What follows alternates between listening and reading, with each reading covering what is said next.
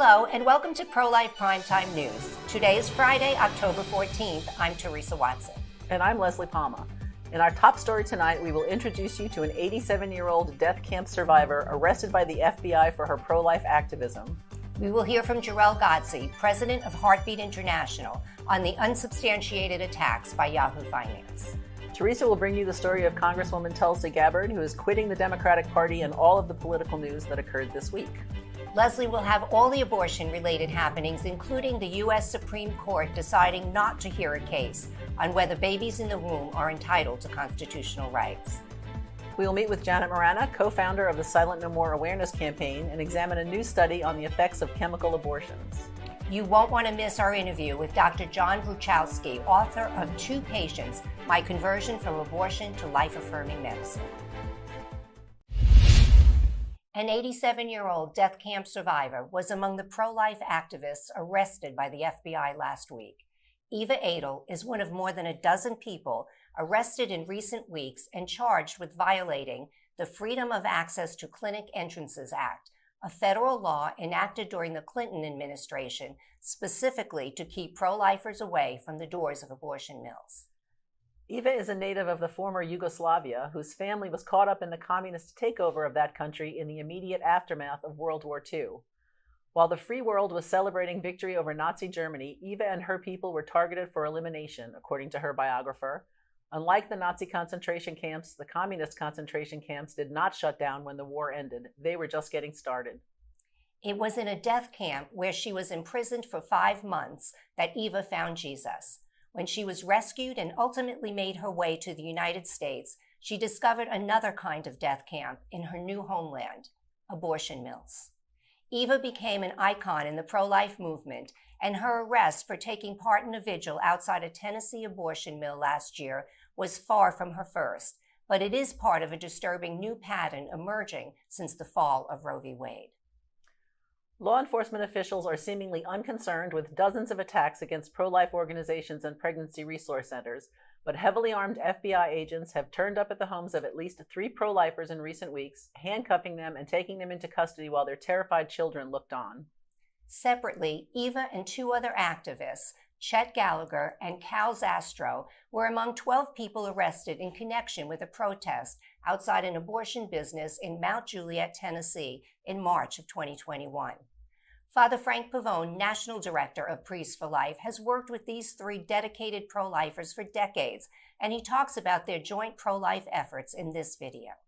Hey friends, Father Frank here. You know, the FBI is cracking down on patriotic, pro-life, God-loving Americans, and this is an atrocity. Of the 11 people that they recently rounded up, I know a number of them. Let me just give you 3 quick examples. Eva Adel is an 87-year-old grandma who she was in a death camp. And she suffered terribly. I have prayed with her and the other 2 people I'm going to mention at abortion facilities from coast to coast and seen them intervening lovingly in the name of Jesus to save lives, because Eva came to Jesus during that death camp experience where she suffered terribly, and she has shared her story publicly on the streets of America. Likewise, Cal Zastro has called out on the streets of America for revival, Christian revival. He is a man deeply thirsty for the Spirit of God and on fire for proclaiming the gospel of Jesus Christ. And Chet Gallagher was a third person rounded up by the FBI as if he were a criminal. This man was a law enforcement officer who, when asked one day, when assigned to go arrest pro-life Christians who were peacefully, not violently, but peacefully blockading abortion facilities to save lives, when he got there, he was convicted in conscience that they were doing the right thing. And instead of pulling them away from that door, he turned around, sat down next to them, and helped to blockade that door. These are the kind of people we're talking about. They love Christ. They are committed to life. They love our country. The FBI should not be targeting them. They should be targeting the people that are destroying our country. These are good people, and we will defend them. The first pro-lifer arrested in the current crackdown was Pennsylvania activist Mark Houck. More than a dozen heavily armed FBI agents showed up at his home on September 23rd, arresting him on charges that stemmed from a protest outside of Philadelphia Planned Parenthood a year ago. Father Dennis Wild, Associate Director of Priests for Life, visited Mark and his family at their rural Pennsylvania home this week and celebrated a Catholic Mass for Mark, his wife Ryan Marie, and their 7 children. Cardinal Gerhard Mueller, visiting the United States from Germany, visited with the family yesterday.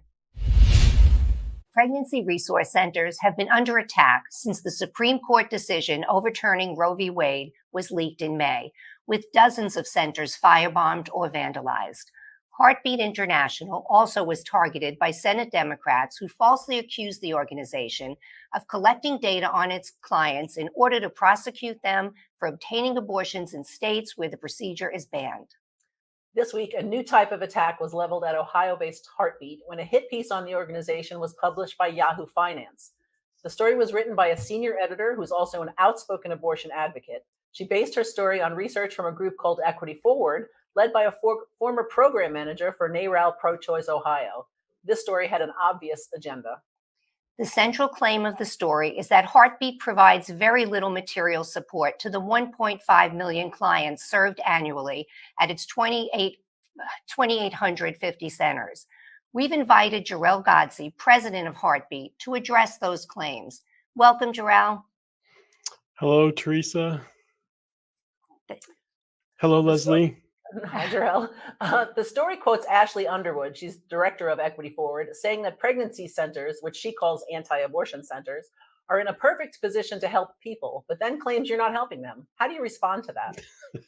Well, I actually laughed out loud when I saw this article because I don't know what they're looking at that suggests that somehow we're not giving out diapers, except that they're looking only maybe through government eyes, right? That only see exactly how the government dollars that she so readily identifies are actually being used. What she fails to understand is that in fact, most pregnancy centers receive diapers that are gifted. They're donations, they're gifts in kind given to the center because the people in the community know well that this is a very natural, practical need. And pregnancy centers are conduits for these types of charitable needs. What she apparently wanted to see was, well, we've been given money by a state government and we are going out and purchasing those diapers. If the government wants to provide diapers, then they can direct purchase those far more inexpensively. But this is really a case of I think the term lately has become public-private partnerships. Like that's the really cool term. Well, we've been doing this public-private partnership in pregnancy centers for decades, right? We've been doing this because there have been a little bit of public money and a lot of private giving going to help women who need this kind of help. Wow. Well, Jarrell, you've been in the pregnancy help movement since you started as a volunteer back in 1988. How has the movement changed over these decades? Well, it's changed in amazing ways. It's grown, I would say, nearly exponentially, and yet at its heart, it remains the same. Like it's a vastly improved effort because we've had people learning more and more about how to effectively serve those in difficult situations, and we've had a ton of professionals pour into the movement. Most of them have been medical professionals, the ones that are operating all of those ultrasound machines that are in the various pregnancy centers. We've had nurses join the ranks. We've had doctors get involved and other medical professionals. So the movement has grown. It's become more complex and it's become far more professional. But at its heart, it's still people helping people. It still is the kindness of people saying, I can either pour myself into this movement by being part of a paid staff, but the vast majority are volunteering their time, giving of their time. That's a gift that, by the way, they can't get back. That's one of the most precious gifts that we all have is our time. And that is being done in amazing ways all across the country. But Jarrell, pregnancy centers are often portrayed in the media as fake clinics that lure in unsuspecting women who think they're going to abortion businesses. Is there any validity to that claim? And what are women looking for when they come in for help? Well, this is another narrative that kind of gets crafted, and frankly, it's offensive. You know, it's offensive on its face because the the feminist movement suggests that women are strong and capable, and we believe that. We actually operate with that understanding because we know that to be true. They call us fake clinics, and by their definition, the word a clinic apparently must provide abortions or birth control. And if that is our definition of clinic, then there are a whole lot of actual hospitals and trauma centers that don't provide either of those and would be considered fake by that definition. Of course, we don't provide those things because they're antithetical to our beliefs. We know that women can do better than abortion. The truth is that these are professional healthcare individuals. They come in either as licensed nurses or credentialed ultrasonographers or medical doctors and everything in between. We have even licensed counselors. And this is a tremendously professional group. Some, again, are part of paid staff and others are donating their time out of the kindness of their heart.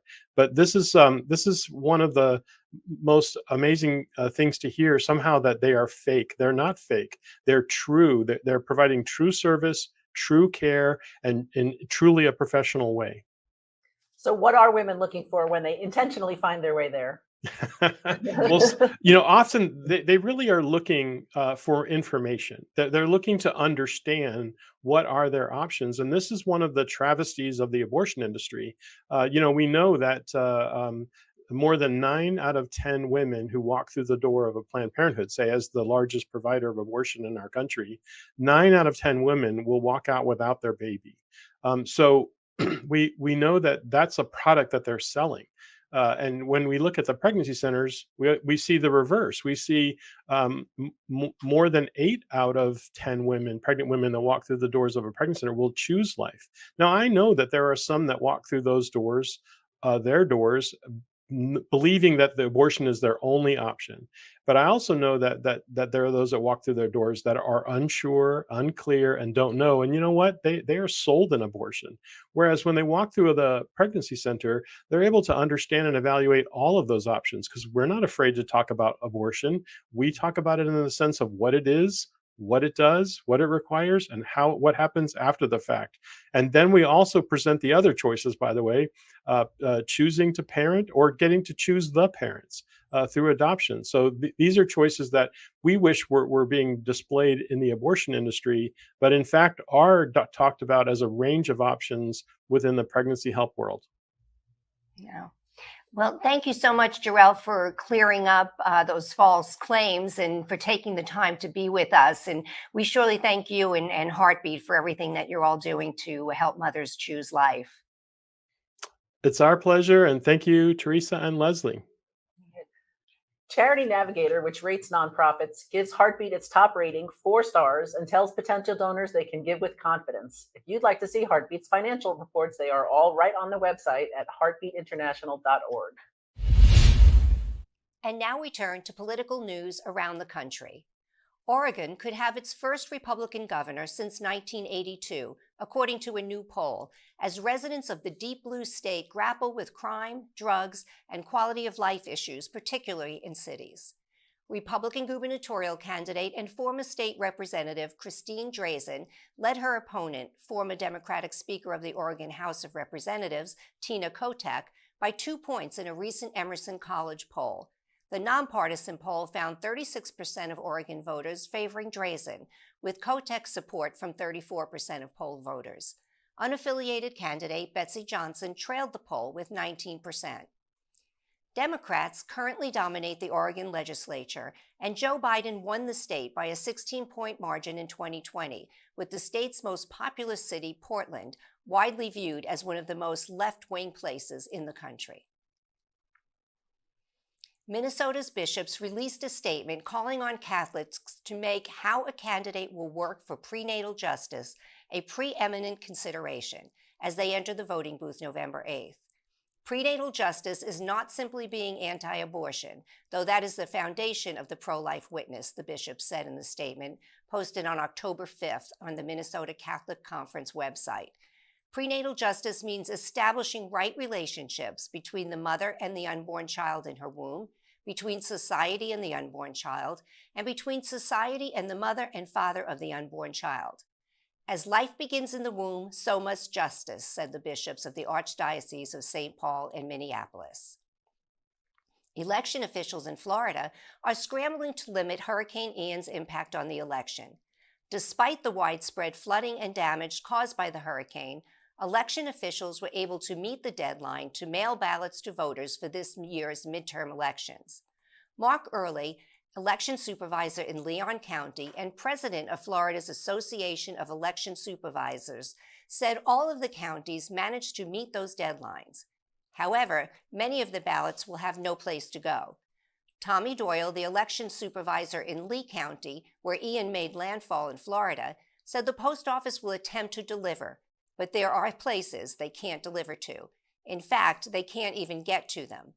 In that case, Doyle said the Postal Service has alternate sites for people to pick up their ballots for up to 10 days after the attempted delivery. Governor DeSantis said the state is waiting to hear back from counties affected by the storm. He says Lee County in particular is expected to propose solutions for how the state could help, including establishing voting centers that would allow displaced residents to vote anywhere in the county. DeSantis said there is precedent for such centers on Election Day following a hurricane. In general, though, he said he doesn't want to make too many changes to how elections are normally run. I want to keep it as normal as humanly possible, he said in a news conference. I think the more you depart, it creates problems. Doyle says it is already clear that a green light on vote centers on Election Day is very necessary in Lee County, and he's hoping that it will soon be worked out. Even small changes to how elections are run could have an impact in Florida, where election margins are usually very slim. DeSantis is among the candidates on this year's fall's ballot as he seeks re-election in Florida. DeSantis won 60% of the vote in Lee County in 2018 when he was first elected. Former Democrat Congresswoman Tulsi Gabbard announced on Tuesday that she is quitting the Democratic Party and pointed out how it is now under the control of radical leftists. Gabbard made the announcement on Twitter. Here is a video in which she talks about her reasons for leaving the party. I can no longer remain in today's Democratic Party that's under the complete control of an elitist cabal of warmongers who are driven by cowardly wokeness, who divide us by racializing every issue and stoking anti-white racism, who actively work to undermine our God-given freedoms that are enshrined in our Constitution, who are hostile to people of faith and spirituality, who demonize the police but protect criminals at the expense of law-abiding Americans, who believe in open borders, who weaponize the national security state to go after their political opponents, and above all, who are dragging us ever closer to nuclear war. Now, I believe in a government that's of the people, by the people, and for the people. Unfortunately, today's Democratic Party does not. Instead, it stands for a government that is of, by, and for the powerful elite. Now, I'm calling on my fellow common sense, independent-minded Democrats to join me in leaving the Democratic Party. If you can no longer stomach the direction that the so-called woke Democratic Party ideologues are taking our country, then I invite you to join me. There are 25 days until the 2022 midterm elections. For comprehensive information on the upcoming midterm elections, please visit prolifevote.com. And that's political news in a nutshell. On Tuesday, the United States Supreme Court decided not to hear a case on whether babies in the womb are entitled to constitutional rights. The case originated in Rhode Island, where two pregnant women and the group Catholics for Life challenged the state's 2019 Reproductive Privacy Act, saying it stripped the baby's personhood rights guaranteed under the 14th Amendment of the United States Constitution. The Rhode Island Supreme Court affirmed the ruling of a lower court that found the unborn do not have these due process rights. The Supreme Court decision not to hear the case leaves the 2019 law in place. While abortion advocates celebrated the court's inaction, Father Frank Pavone, National Director of Priests for Life, said he was not surprised the justices sidestepped the case. "We know the unborn are persons," Father Pavone said, and in the Dobbs decision of June 24th, the Supreme Court gave us, the people, and our elected representatives at every level of government, more of an opportunity to bring public policy into line with that truth than we have had in 50 years. In other words, the court has just told us that this is a matter for the people to decide. In fact, the court in Dobbs went out of its way to point out that the door is open for the law to divine personhood from conception. Archbishop Gabriele Caccia, the Vatican's representative to the United Nations, on Monday issued a statement critical of abortion and support of a parent's rights during a meeting of the Committee to the General Assembly. The Archbishop's statement, read by his deputy, highlighted the family as the foundation for children's well-being and parents as the primary providers, protectors, and advocates, and he stressed that efforts to protect the rights of children must support and strengthen the family. The statement also said that, quote, promoting and protecting the rights of children also requires the rejection of all practices that reduce the human person to an object. This mentality undergirds the practice of abortion, which treats children as discardable, including in instances of sex-selective abortion or abortion on the basis of disability. The Archbishop rejected the practice of surrogacy, saying it turns a child into the mere object of an absolute desire to be satisfied and cannot be justified by sympathetic motivations. A child is not something owed to one, but is a gift. Hawaii Governor David Ige signed an executive order Tuesday that could encourage abortion-minded women to travel to the state for the procedure. Ige, a Democrat, said Hawaii will not cooperate in the investigation or prosecution of women who obtain abortions in the state and will protect abortionists in the Aloha State from prosecution by officials in states where abortion is banned. Hawaii in 1970 became the first state to legalize abortion at the request of the mother. The abortion landscape changed again last week. Abortionists are back in business in Arizona, where a judge granted an emergency stay on the state's near-total abortion ban enacted on September 23rd. Babies will be legally aborted in the state at least until November 17th, the earliest date the Arizona Court of Appeals can decide on a legal challenge to the law brought by Planned Parenthood Arizona. In Ohio, the heartbeat law remains blocked indefinitely by a county judge who said the law signed in 2019 by Governor Mike DeWine violates the state constitution. The state attorney general will appeal.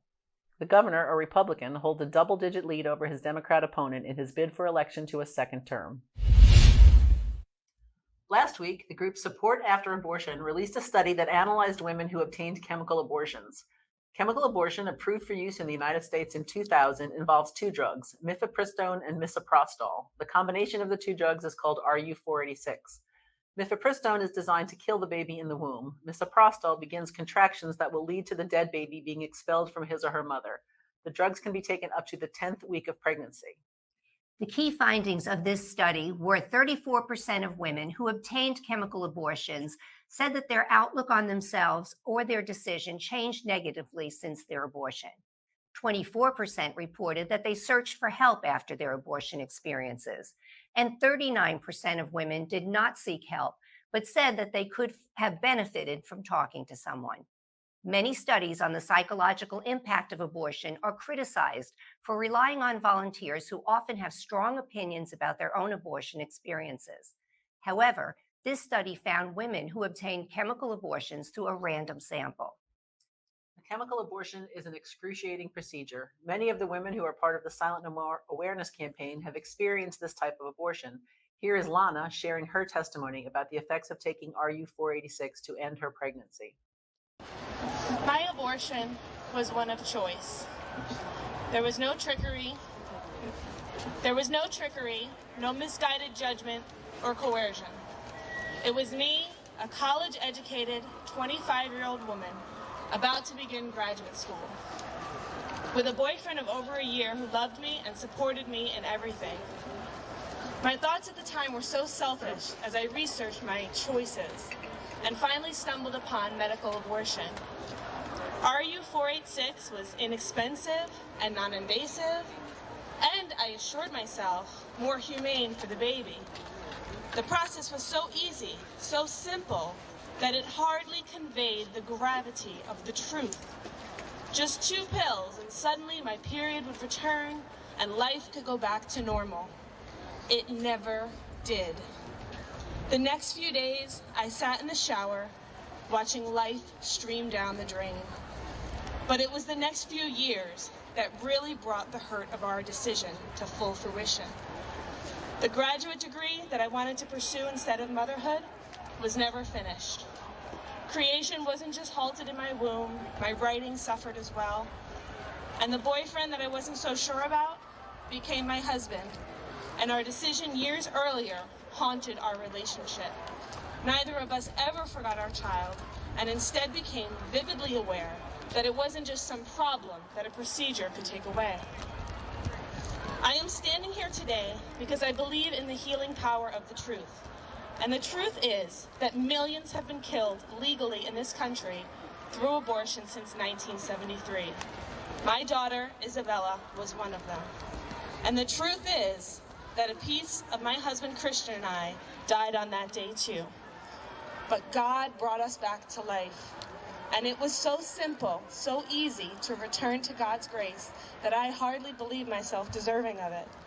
But one of the things that I was certain about was that our child's death could not go down in the history books silently, a secret hidden away, never to be shared. The truth deserves more than that. Life deserves more than that. And our children, all of our children, deserve more than that. And that is why we are silent no more. We have invited Janet Marana, the Executive Director of Priests for Life and co-founder of the Silent No More Awareness Campaign, to join us today. Welcome, Janet. Thanks for having me. As the co-founder of Silent No More and with your years of experience helping women who choose abortion, are you surprised by the statistics in this report? Well, no, because I know by the testimonies we get, first of all, we are getting the testimonies from chemical abortion or medical abortion, like the abortion industry calls it, quicker than surgical abortion. And people have been asking us, well, why is that? Because the woman, she becomes the abortionist because she's the one, well, she takes the first pill inside the abortion clinic, the second pill she takes at home. And then her bathroom becomes the abortion clinic. So all the guilt, all the, problems come to her alone. Whereas surgical abortion, the women can point at, it's that abortion clinic that did it, that abortion doctor that did it. But now they're the doctor, their home is the clinic. Well, Janet, you wrote a recent book, Everything You Need to Know About Abortion for Teens, right? Mm-hmm. Okay. So you discuss about these chemical abortions and the psychological effects, that you were just discussing. So you know a lot of these women and you've had firsthand experiences with them. Can you share a little bit about that? Well, sure, because the women will say, first of all, some of the stories talk about women who've already had a baby and now, second pregnancy, not ready to have another one, go for this chemical abortion. They said the chemical abortion was worse than giving birth, the excruciating pain they were in. Other women said the abortion clinic told them, oh, no big deal, like a heavy period. They said it was far opposite. And then, in fact, they see their baby in the toilet.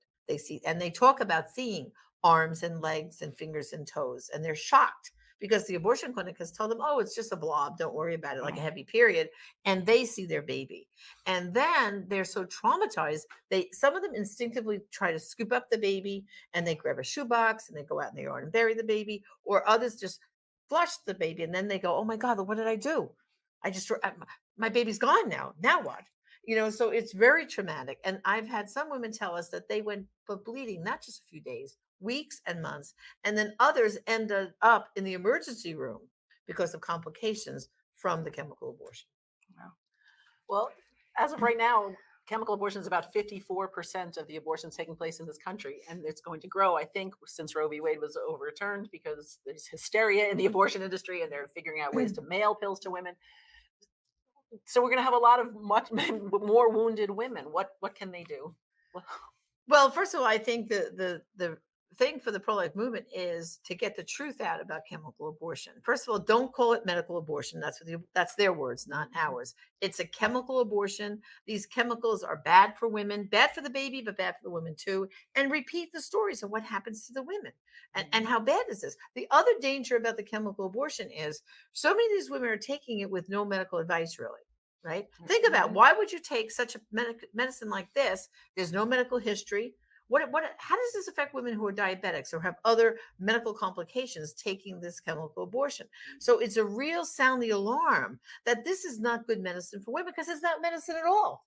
I mean, you can't even get antibiotics without going first to the urgent care, right? And yet you can get this dangerous drug that's going to kill your baby and give you all these problems and complications without any kind of medical history or medical advice at all. It's incredible. Well, Janet, we know that you'll come back and talk. Of There's course. a lot more about I this. could talk a lot about Yes, this topic. we have a lot, But I but- just want to remind them, just go to abortiontestimony.com. Click off RU486 on the search engine, and you can start reading for yourself. Please spread those stories of the destruction it does, always to the baby, but to the mother too. And Janet, where can people go to get your new book? Oh, just go to abortionandteens.com. I personally have autographed the books for them, and we have quantity discounts for youth groups. And I will personally do a Zoom class for these youth groups too. I've heard about that, and that's going to be a lot of fun. So don't miss out on this opportunity. And thank you, Janet, so much for being Thanks with for us. having me. And by the way, you ladies are doing a marvelous job with the pro-life news. Thank you. Dr. John Bruchalski is a pro-life OBGYN, but as his new book details, this was not always the case. The book is called To Patients: My Conversion from Abortion to Life-Affirming Medicine. And we've asked the doctor about his incredible journey. Welcome, Dr. John. Oh, it's good to be with you this morning. Doctor, there is so much in this book I would like to talk about, but let's start from the beginning. You grew up in a pro-life home and even went to the March for Life, yet as you point out, you were skilled at remaining lukewarm. Was abortion just something you didn't have an opinion about one way or the other? Well, if you can imagine, I was probably, 12 or 13 when it first really came up, and my dad drove into the driveway as a teacher saying, "Oh my God, it's Black Monday. The United States just legalized abortion." And so I always knew it was wrong. We said the rosary every morning in our, before school. But as you got more and more into education, you really became lukewarm over that particular issue.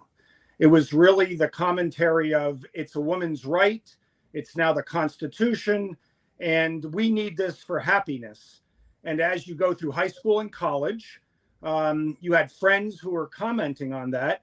And then you had professors talking about social justice and kind of situational ethics, where you have to make tough decisions. God understands. And so it really was lukewarm. Well, Doctor, I can understand that. We actually have a T-shirt here that says social justice begins in the womb, but we do understand what the liberal media talks about. But you did your first abortion as a third-year medical student, I believe. What was that like? Right. It was somewhat daunting. The professor who taught me this guided me through it. He was a very good teacher. He knew that my background gave me some hesitancy, but he knew that I wanted to be the best OBGYN I could be, meet women where they were, provide some freedom for their reproductive health. And he just guided my hands through it. And it was one of the earlier abortions where you don't have to count body parts. It was a very similar to a DNC that we do for a miscarriage. So I knew that there was life there, but it was very early and the mother didn't want it. And this was a patient of his, and he was just trying to introduce me because I wanted to be the best OBGYN I could be, because the status quo for the last 50 years is if you believe in a woman's right to choose and you believe that women need reproductive freedom, you ought to either refer or provide abortions. And it's abortion on demand for any time, at any time, for any reason. So growing up in a good Catholic family, a good Polish family, we're not ideologues, but that lukewarmness just pulled me into that world of providing abortion as if it was good medicine. Well, you describe having a sort of Dr. Jekyll and Mr. Hyde life a little bit later on, I think, in your medical training. You would be aborting babies at work and volunteering at a pregnancy resource center in your off hours. How did that come about, and how were you able to reconcile the two? So yeah, Leslie and Teresa, God has a funny way of hounding us, of finding us. And he knew that I just wanted to be an excellent physician. Now, by that point in my career, I was already beginning to do earlier and then later and later abortions. And they were becoming harder and harder to do because I had to count body parts. I had to induce the fetus. And then if the mother didn't want it and it came out alive, you had to do things like put it in a can, the bucket on the floor, and just cover it up with a towel, because it really wasn't considered wanted or welcomed or even human. And so this cognitive dissonance, I became more and more, I had to steel myself internally where my heart was. Now, I'm in my residency and I'm just being a normal resident. I'm doing much more than just abortions, but I was doing them the first 2 years. I'm driving to Virginia Beach, Virginia. I drive by a pregnancy resource center, mostly run by the First Assembly Church nearby. And we prayed at night for women to come in and find an alternative to abortion.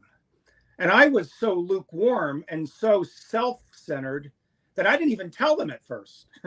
I didn't tell them that during the day. So if you can imagine that cognitive dissonance in my mind, but my heart was breaking because I think my parents fertilized the ground pretty well, meaning we had a family that went to church, prayed with scripture, understood the faith, said the daily rosary for the conversion of Russia. And in my lifetime, stuff happened. Yes. So, but here I was splitting.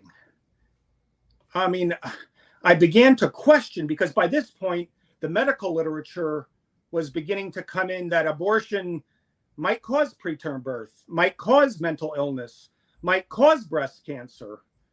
So the medical literature was there. And the vast majority of people are just kind of lukewarm. They just kind of go through these, they just kind of go through the options. Well, if I can't provide it, I'll give it to somebody else. And that's what the status quo is. And that's what we're being pressured to now. But here I was in a pregnancy center at night. And it was this dynamic that the Lord put me in when he then provided some real interesting and holistic and healthy and faithful people in my life. Well, Doctor, I can't imagine the conflict, that you were experiencing, but you had two religious experiences, one in Guadalupe, Mexico, and the other in Medjugorje. It seems you ignored one and paid attention to the other. Can you tell us about that and how you arrived at the decision to finally stop doing abortions? Yeah, sure. And I love the question, because I really want this book to show people healing, God's mercy. It's for patients and providers. There is a better way. And so the first time it was between medical school and residency. And my friend asked me to go to Mexico City to help his friend, a priest, build some water treatment for a barrios. It was like his parish. Well, while we were there, he took me to the shrine of Our Lady of Guadalupe. And in the middle of the day, in a very crowded, amazingly crowded basilica, there were people of all ages, all strata, totally in reverence of this image that I remembered as a child. And while I was just thinking about this, because at this point I was probably so slid away that I was just thinking, I was just experiencing the culture. And I heard audibly, maybe internally, maybe not, why are you hurting me? And it was clear, it was direct, and it went, as you all know, somewhere deeper. And I said, it's got to be the heat. It's got to be the beer that I had at lunch. I walked away. So recently at Mass, we were talking about, if today you hear his heart, hardened, if today you hear his hardened, not your heart. Voice, hard heart. Well, that was me. And I just walked away. This was a cognitive. No, come on, man. I don't believe that. So now let's fast forward to that place where I was split, that cognitive dissonance, that heart hardening, the data beginning to show that it's not as healthy as we once thought, if the data was ever true in the first place. So in 2 rooms side by side, I'm saving a baby at 22 weeks, 23 weeks, and I'm killing a baby at 22, just based on what the mom wanted. Wow. So if you can imagine, I'm a busy OBGYN, I'm on labor and delivery, I'm taking care of the people I've been given. In one room, the mom wants everything done, and I'm using medication and gravity and conversation and compassion with her. I mean, I'm engaging her and doing everything I can, and that is now no longer a fetus, it's her baby, it's her unborn child. In the next room, the mother's like, no way, I don't need this. It's becoming too much of a hassle. Please just get rid of it. I didn't take a good history, and I broke her water and just ended it with medicine. Oh. Out comes the baby. I pick it up by its head. I put it on a scale because it looked bigger than I thought. And lo and behold, it was over 500 grams. In the state of Virginia back then, that's considered a human life that must be goes to the pathology department, or goes to can go to a funeral home if that's what the mother wanted. Under 500 grams, it's a product of conception. I have to hit the button and now call in the NICU doctors. That's the neonatal intensive care nurse. And I'll be darned. She comes in with her team to resuscitate this baby, no matter what the mother wanted, because it was over 500 grams and it was her patient. She says, John, stop treating my patients as tumors. Oh. And she said it directly eye to eye. And that's when she said, I want coffee tomorrow. Next day at coffee, I was wondering what she wanted. She goes, you have 2 patients in there. You as an OBGYN have treated 2 patients for all of time. You've always cared for 2 patients. And now you're better than this, John. You're better than this. I know the patients who line up to talk to you at your clinics. You're really good at listening. You're really good at hearing their story. You're really good at diagnosing and treating. But in this case, what are you doing? She said, I just got back from a place called Medjugorje. I know that you don't go to church, but hey, give it a shot. It's a pretty amazing place. 2 days later, my mother calls and says, hey, what do you want to do for winter break? I want to go to Yugoslavia. Oh, you want to go to Dubrovnik? Oh, you want to go to Medjugorje? And I thought, twice in 1 week, that's too much of a coincidence. So I went. We went on a communist airline. I got there, and there were only a few pilgrims there at this point in the late 1980s.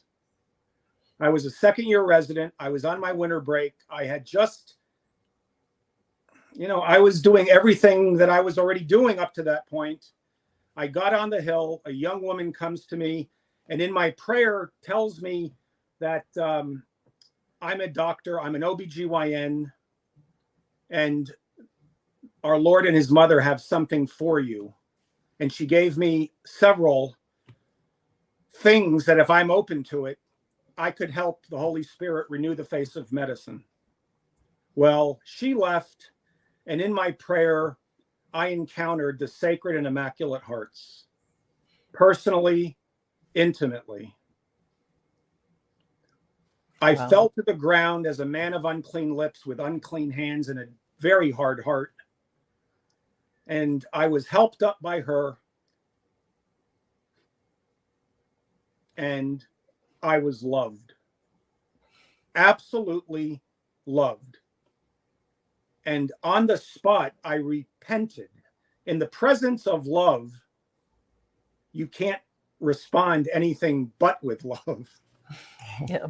If you know what I mean. And that prayer was so profound that it was almost like scales coming off my eyes right then and there when I went back down. And that's when I heard again the voice, Johnny, practice excellent medicine, be the best you can be, see the underserved daily, And oh, by the way, follow the teachings of my son's church in scripture and tradition. And oh, by the way, go show yourself to a priest. Because in that moment, ladies, I was a leper. So anyway, I go off the hill. I go to confession, which was unbelievable. I mean, to say it's been decades and to tell them that I tore apart unborn children. The Lord's mercy is so wonderful and so liberating, both for the doctor as well as all women who've suffered this affront. Elective abortion is not good medicine, and it's not good for women or unborn children, period. And so I went through the process of trying to start a life where I can practice medicine in the way I was asked to. So, Wow. Well, Dr. John, we really appreciate you sharing all this information with us, and we know you're going to do more of a detailed interview with Janet on Just Ask Janet. But your book, again, it's called To Patients: My Conversion from Abortion to Life-Affirming Medicine. It's so important. It doesn't shy away from the gruesome details of abortion, and it really gets to the heart of the pro-life journey. Where can our viewers get a copy? they can get it at twopatients.com. They can also get it at ignatius.com, as well as Amazon, Barnes & Noble, and wherever you pick up books. It's coming out on the 11th of October. Excellent. Well, thank you so much, Doctor, for spending this time with us today. And thank you for this powerful book. God bless you for your commitment to life. Oh, Leslie, Teresa, thank you so much. And God bless the work you do. Thank you. Thank you. Before we close, we would like to share with you the latest news regarding the March for Life in D.C. The theme for the January 2023 March is Next Steps, Marching in a Post-Roe America. The march will no longer go to Supreme Court, but to the Capitol building. Their plan moving forward is to have a march take place every year in all 50 states and to support the awareness of maternity homes and pregnancy care centers. Leslie, we've attended a lot of marches together over the past few years. So how do you think this one's going to be different? I don't know. I hope that everybody comes. Like, the amazing thing about it is there's hundreds of thousands of people, lots of young people, and I hope everybody still comes because it's a celebration, but the fight's not over yet. So we need everyone there. Exactly. So please come to the March for Life. And thank you so much for joining us on Pro-Life Primetime News, produced at Priest for Life headquarters in Titusville, Florida. We hope you will join us every Friday at 9 p.m. Eastern Time.